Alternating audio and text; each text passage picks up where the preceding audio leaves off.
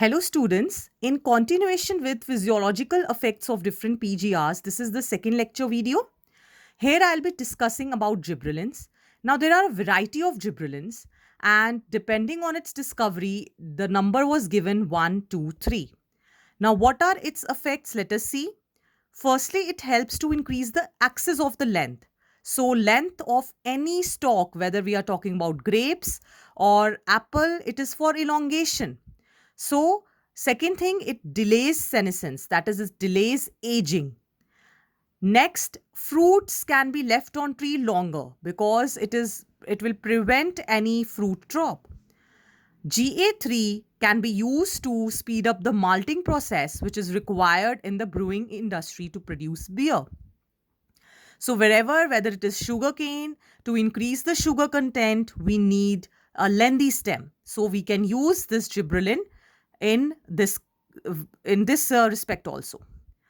Next is that it helps in early seed production because it fastens the maturity period. So, for the benefit of the farmer, this can be used.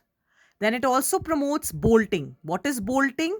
That prior to flowering, there is internode elongation. So, this will actually help in certain horticultural areas. Next is cytokinin and cytokinesis.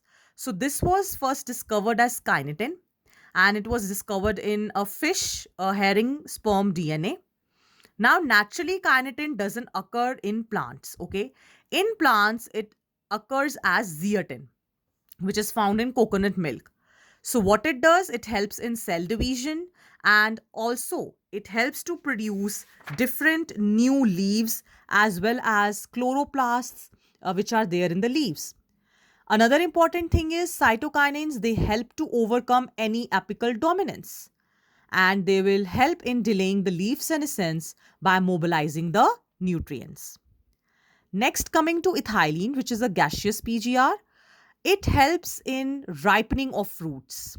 And wherever sometimes the swelling of axis occur and one apical at the apex hook is formed in dicot seeds, there ethylene is there. Now, ethylene also promotes senescence and abscission. What is senescence? Aging in plant. Abscission means drop of leaf and flowers. It is very effective in fruit ripening. During ripening, what happens? The respiratory rate of the fruit increases. That rise in that respiration is called as respiratory climactic. Now, ethylene breaks seed and bud dormancy, and it also help in internode elongation. Another important thing is it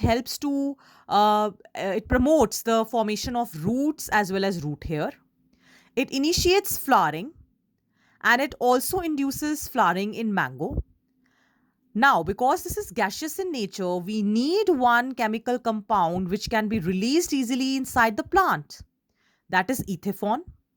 Ethaphon in aqueous solution, it can be easily taken up by plants, and inside the plants, ethylene will be slowly released.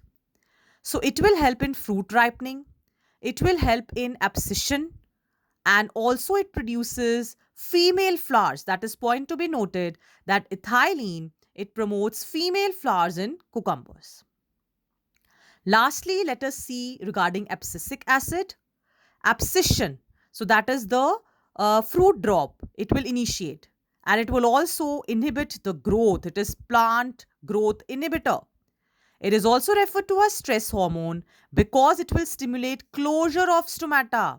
When the plant is under stress, it will help to close the stomata so that it overcomes that situation. Similarly, it will also withstand desiccation and also seed dormancy. So, ABA or abscisic acid, it acts as antagonist to GAs. Why antagonist? Because this is an inhibitor and this is a promoter, growth promoter. So, there are few terms which are used with PGRs. Either their role is complementary, means if they together, like ripening of fruits, can be done by GA as well as ethylene. Antagonist, like opposite effect. Individualistic means that it is only referring to one, like auxin, it will do apical dominance, no other. Okay, it is not sharing the function. That is individualistic function. Synergistic again means in combination.